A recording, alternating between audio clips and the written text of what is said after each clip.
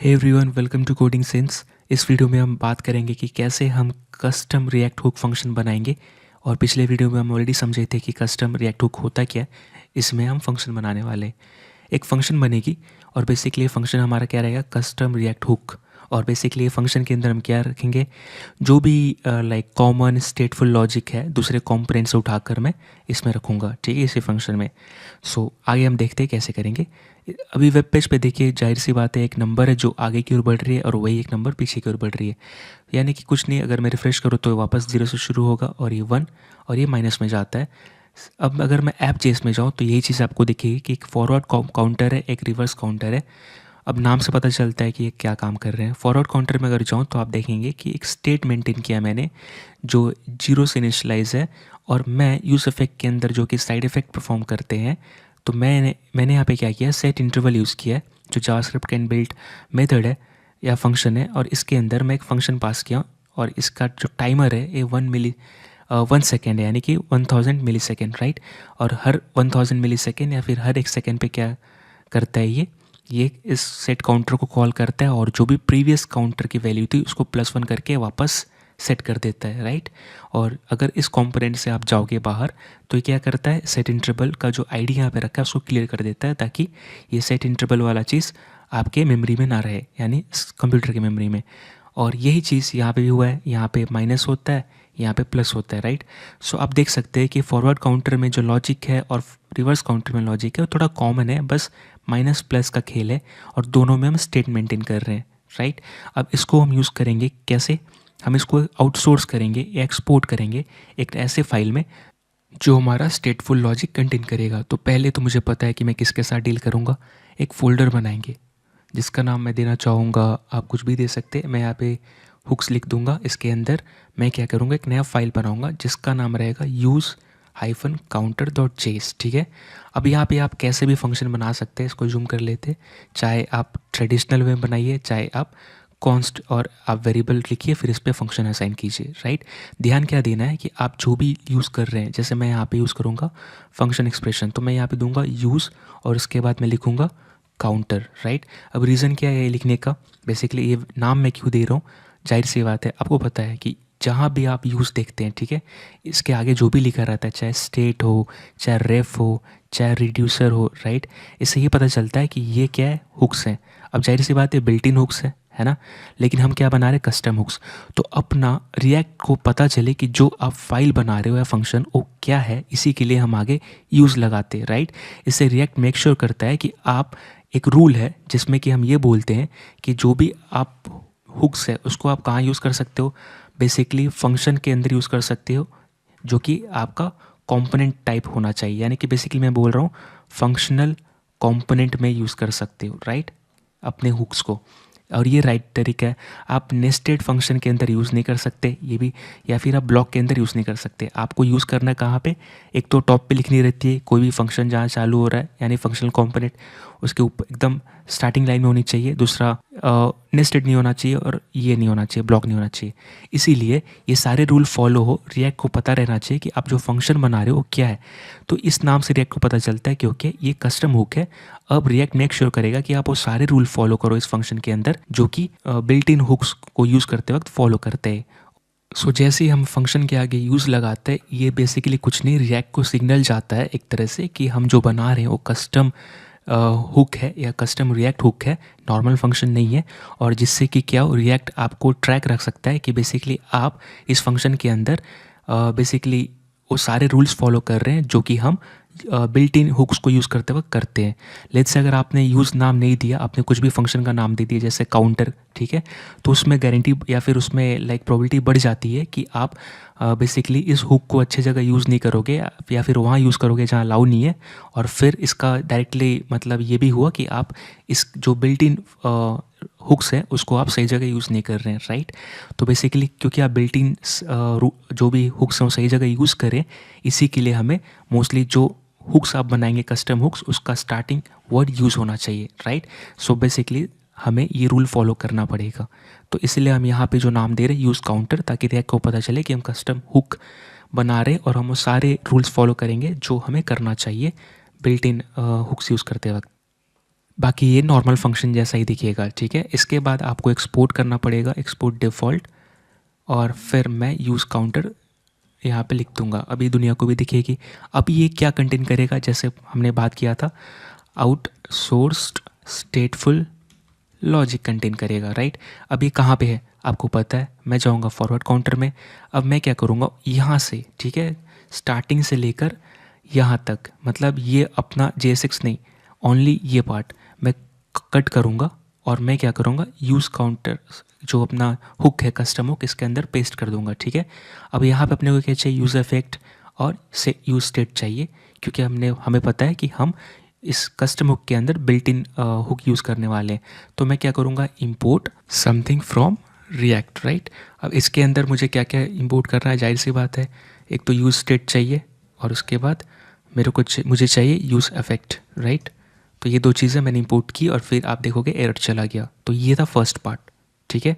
हमने क्या किया, जो हमने लिखा था यहाँ पे, creating a custom React hook function, हमने custom React hook function create कर दिया। सो मैं यहाँ पे लिख लेता हूँ, अगर लेट्स से यहाँ पे creating a custom React hook function, so बन गया। अब नेक्स्ट आगे इस पर काम करना है। सो पहला टास्क हो गया कि कैसे हमने कस्टम रिएक्ट हुक फंक्शन बनाया। अब इसी कस्टम हुक फंक्शन को यूज़ करना है, राइट। अब कस्टम हुक को यूज़ करने का तरीका क्या रहेगा, जैसे फंक्शन को यूज़ करते, क्योंकि एट द एंड क्या हमने जो बनाया यूज़ काउंटर, ये फंक्शन ही तो है और हम एक्सपोर्ट भी कर रहे हैं। एक्सपोर्ट कर रहे हैं तो हम इसको इंपोर्ट कर सकते हैं। तो मैं फॉरवर्ड काउंटर में जाऊँगा और मैं यहाँ पे इंपोर्ट करूँगा और जो नाम है वही नाम मैं दे देता हूँ, फ्रॉम क्या, एक लेवल बैक जाऊँगा, हुक्स के अंदर जाऊँगा और यहाँ पर यूज़ काउंटर है यहाँ, राइट। अब मैं क्या करूँगा, सिंपली यहाँ पर जाकर यूज़ काउंटर ऐसे दे दूँगा। यहाँ पे यूज़ काउंटर ऐसे लिख देना, ये पहला स्टेप है, इससे काम नहीं बनेगी और भी कुछ लिखना पड़ेगा। लेकिन क्योंकि ये फंक्शन है, राइट, तो इसको कॉल ऐसे ही कर सकते थे जैसे हम बाकी हर जगह फंक्शन कॉल करते हैं, यूज़ स्टेट कॉल कर रहे हैं, राइट। अब यूज़ काउंटर को अगर हम ध्यान से देखेंगे, या फिर आप यहाँ पे देख सकते हैं कि ये मेरा यूज़ काउंटर कस्टम हुक है, राइट, और ये मेरा कंपोनेंट है। अब क्योंकि मैं ये चीज़ यूज़ कर रहा हूँ, राइट, ये यूज़ काउंटर जो कि कस्टम हुक है मेरा, तो इसका मतलब कि इसके अंदर जो भी लिखी हुई चीज़ है, यानी कि चाहे यूज़ स्टेट है चाहे यूज़ इफेक्ट है, ये रन होगी और ये दोनों चीज़ या फिर जो भी इसके अंदर लिखी हुई है ये इसके साथ कपल हो जाएगी टाइटली या फिर कनेक्ट हो जाएगी, राइट, है ना। अब इसका रीज़न ये है क्योंकि बेसिकली हम चाहते भी यही है ना कि हम अपने जो भी स्टेटफुल है, स्टेटफुल लॉजिक को हम आउटसोर्स करना चाहते हैं। तो हमने आउटसोर्स कर दिया, हमने भेज दिया यहाँ पे। अब यहाँ पे चीज़ें बनेंगी जो भी मेंटेन होगी और यहाँ पे हम यूज़ करेंगे, राइट। अब इसका मतलब ये नहीं है कि हर यहाँ पर जो स्टेट मेंटेन कर रहा है वो हमारे कंपोनेंट के लिए, लेट्स से अगर हम और एक कंपोनेंट बनाते हैं या फिर जो भी बैकवर्ड या रिवर्स या कुछ भी, वहाँ भी सेम स्टेट शेयर होगा, नहीं, सेम स्टेट शेयर नहीं होगा, ओनली लॉजिक शेयर होगी, राइट, स्टेट शेयर नहीं होता।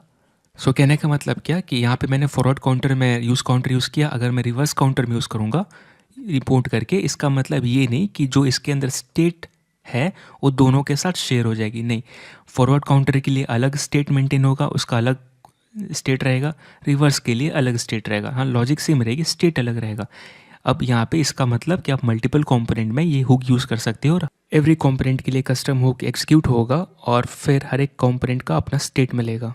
सो फॉरवर्ड काउंटर के लिए भी जो स्टेट मेंटेन हो रहा है वो यहाँ पे हो रहा है यूज़ काउंटर के अंदर, राइट। तो अब मुझे क्या करना है कि यहाँ पर जो भी चीज़ें हैं ये स्टेट मेंटेन कर रहा है वो मुझे चाहिए कहाँ पे, फॉरवर्ड काउंटर के अंदर, राइट, क्योंकि एट द एंड मुझे काउंटर दिखाना है। तो ये कैसे होगा, अब जैसा कि यूज स्टेट काम करता है, use state behind the scenes क्या करता है, एक एरे रिटर्न करता है और जिसको हम डिस्ट्रक्चर कर रहे हैं, राइट, यहाँ पर उसी तरह यूज़ काउंटर को कुछ रिटर्न करना चाहिए। तो यूज़ काउंटर के अंदर अगर मैं जाऊँगा तो एट द एंड आप यहाँ पर कुछ रिटर्न कर सकते हो। तो यहाँ पे मैं काउंटर रिटर्न करूँगा क्योंकि एट द एंड मुझे काउंटर चाहिए जो स्टेट है जिसको मैं फॉरवर्ड काउंटर के अंदर दिखाऊँगा, राइट। अब यूज़ काउंटर में आप काउंटर भी रिटर्न कर सकते हो, यानी कि बेसिकली ये ऑब्जेक्ट भी रिटर्न कर सकते हो या फिर एरे भी रिटर्न कर सकते हो या फिर नंबर भी, जो चाहे वो, या फिर स्ट्रिंग भी, राइट। लेकिन मुझे यहाँ पे काउंटर चाहिए क्योंकि एट द एंड मैं ये काउंटर यूज़ करूँगा फॉरवर्ड काउंटर में। अब जैसे कि यूज़ स्टेट कुछ रिटर्न करता है उसी तरह यूज़ काउंटर भी रिटर्न करेगा क्योंकि हम इसके अंदर कुछ रिटर्न कर रहे हैं। तो जो रिटर्न कर रहा है मैं यहाँ पे एक वेरिएबल के ऊपर सेव कर दूंगा, तो इसका मैं नाम दूंगा काउंटर, राइट, ऑन कांस्टेंट। और मैं नीचे के सारी चीज़ हटा दूंगा क्योंकि ये सारी चीज़ें हम यहाँ पे यूज़ नहीं कर रहे। साथ ही साथ मैं ये इंपोर्ट्स भी हटा दूंगा क्योंकि यूज़ स्टेट और यूज़ रिड्यूसर यूज़ काउंटर के अंदर यूज़ हो रहा है और यहाँ पे अपनी सारी चीज़ मेंटेन हो रही है। अब मैं अगर यहाँ पे सेव कर कर यहाँ देखूँगा तो आप देखेंगे forward counter as it is काम कर रहा है बिना डिस्टर्ब हुए। बस फ़र्क इतना है कि अब हमारा जो कंपोनेंट है लीन हो गया, स्लिम हो गया। हमने आउटसोर्स कर दिया लॉजिक, यानी stateful logic to the custom hook यहाँ पर, और यहाँ पे अपनी स्टेट मेंटेन हो रही है।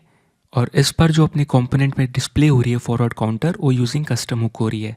कस्टम हुक में एक ही चीज़ ध्यान देना है कि जब भी आप कस्टम हुक बना रहे तब यहाँ पे जो नेमिंग कन्वेंशन होना चाहिए या जो नाम दे रहे स्टार्टिंग विथ यूज़ होना चाहिए, ताकि रिएक्ट को पता चले कि हम इसके अंदर क्या कर रहे हैं, right. So guys, forward counter में हमने यूज़ काउंटर यूज़ किया जो कि कस्टम हुक है और फैंटास्टिक काम कर रहा है। इसमें रिवर्स वाले में यूज़ करना है, तो रिवर्स काउंटर में यूज़ करने के लिए एक चीज़ देखनी पड़ेगी कि यहाँ पे माइनस कर रहे थे, राइट, यहाँ पे प्लस कर रहे हैं, राइट, यूज़ काउंटर के अंदर। तो हमें इसके ऊपर काम करना पड़ेगा इससे, या फिर हमें कुछ ऐसा करना पड़ेगा कि दोनों के लिए काम करे, राइट। एट द एंड हम क्या यूज़ कर रहे हैं, कस्टम हुक। अगर आप हुक के बारे में जानते हैं, बिल्ट इन हुक जैसे यूज स्टेट है या फिर यूज इफेक्ट, हम यहाँ पे पैरामीटर पास कर सकते हैं। यूज इफेक्ट में भी हम पैरामीटर पास करते हैं जो कि ये फर्स्ट पैरामीटर है, सेकंड पैरामीटर। उसी तरह हम यूज़ काउंटर जो कि हमारा कस्टम हुक है भी पैरामीटर एक्सेप्ट कर सकता है, राइट। तो मैं यहाँ पर क्या करना चाहता हूँ, मैं यहाँ पर एक पैरामीटर पास करना चाहूँगा, ठीक है, जो बाय डिफ़ॉल्ट क्या रहेगा, ट्रू रहेगा, फॉरवर्ड, राइट। अब ये जो भी यूज़ काउंटर यूज़ करेगा उसको पास करना पड़ेगा। बाय डिफ़ॉल्ट तो ट्रू रहेगी, तो इन हमारे फॉरवर्ड काउंटर में पास करने की ज़रूरत नहीं है क्योंकि यहाँ पे तो हमें फॉरवर्ड ही करना है, राइट। रिवर्स के लिए कुछ करना पड़ेगा, ओके। तो लेट्स से यहाँ पर मैं जो लाइन नंबर 9 में मैं जो सेट काउंटर ये प्लस कर रहा हूँ, ये कब करूँगा, जब इफ़ फॉरवर्ड मेरा या फॉरवर्ड मेरा ट्रू रहेगा, राइट, ये चीज़। तो मैं ये करना चाहता हूँ इंक्रीमेंट, राइट, और नहीं तो मैं क्या करना चाहता हूँ, डिक्रीमेंट, राइट। सो मैं फिर जो फॉरवर्ड बैक रिवर्स काउंटर में जो लॉजिक है ये कॉपी करूँगा और मैं एल्स पार्ट में चिपका दूँगा। सो अब ये दोनों के लिए काम करेगा, है ना। तो अब इसको वर्किंग के लिए क्या करनी पड़ेगी, देखने वाली ये बात है कि यहाँ पर एक वार्निंग आ रही है, राइट। ये कह रहा है कि यहाँ पे एक डिपेंडेंसी चाहिए।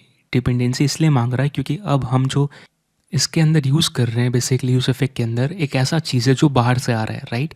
वो कंपोनेंट का ही पार्ट नहीं है, राइट। वो क्या है, फॉरवर्ड्स। वो कहाँ से आ रहा है, पैरामीटर से। हम कंपोनेंट के बाहर भी यूज़ नहीं कर रहे हैं, ना ही हम यहाँ पे कंपोनेंट के अंदर कहीं पे, राइट। तो ये यहाँ पर हमें पास करनी पड़ेगी, राइट। अब जब भी फॉरवर्ड्स चेंज होगा तब ये दोबारा रन होगी, राइट। अब बात ये है कि एक कंपोनेंट के लिए एक ही बार हम पास कर रहे हैं, राइट। हम बाद में चेंज नहीं कर रहे हैं तो जाहिर सी बात है चेंज नहीं होगा। लेकिन फिर भी ये बेस्ट प्रैक्टिस है कि जो आप डिपेंडेंसी यूज़ कर रहे हैं, यानी कि जिस पे ये डिपेंडेंट है, जैसे कि यहाँ पे मेरा स्टेट किस पे डिपेंडेंट है, फॉरवर्ड पे। अगर फॉरवर्ड ट्रू फॉल्स होगा तो ये होगा, नहीं तो ये होगा। तो मुझे यहाँ सेट करनी थी, राइट। अब रिवर्स काउंटर में जाऊँगा, मैं क्या करूँगा, ये कंप्लीट सब चीज़ हटा दूँगा, ठीक है। मुझे यहाँ पे क्या यूज़ करनी है, काउंटर। तो मैं इंपोर्ट करूँगा यूज़ काउंटर फ्रॉम, और अब मैं यहाँ से ये यूज़ इफेक्ट यूज स्टेट वाला इंपुट हटा दूँगा, ठीक है। जस्ट थोड़ा सा फॉर्मेट कर देते। मैं यहाँ पर यूज़ काउंटर यूज़ करूँगा, राइट। और ये हमें देगा काउंटर, कॉन्स्ट पे स्टोर कर लेते हैं वेरिएबल पे। सो काउंटर, और फिर ये यहाँ पर मुझे फॉल्स पास करनी है। क्यों, क्योंकि मैं चाहता हूँ कि ये रिवर्स काम करे। रिवर्स कब काम करेगा, जब फॉरवर्ड फॉल्स होगा। तो ये पीछे की ओर एक माइनस करेगा, राइट, यानी कि जो भी वैल्यू आएगी उसको माइनस करके वापस सेट कर देगा। मैं रिफ्रेश करूँगा तो आप ये देखिएगा कि एग्जैक्टली अब ऐसे ही काम कर रहा है जैसा हमें चाहिए था। अब दोनों जो कार्ड है उस दोनों कंपोनेंट में हम जो दिखा रहे हो कस्टम हुक यूज़ हो रहा है, राइट। सो आपने देखा कि कैसे हम कस्टम हुक यूज़ करके बेसिकली हम लॉजिक जो है अपना स्टेटफुल लॉजिक उसको एक्सपोर्ट कर सकते हैं, अपने कंपोनेंट को स्लिम कर सकते हैं, छोटा कर सकते हैं, या फिर उसके बाद हम इसको ईजिली मेंटेन भी कर सकते हैं, राइट। सो आई होप आप समझ गए होंगे। सो मिलते अगली वीडियो में। Thank you so much.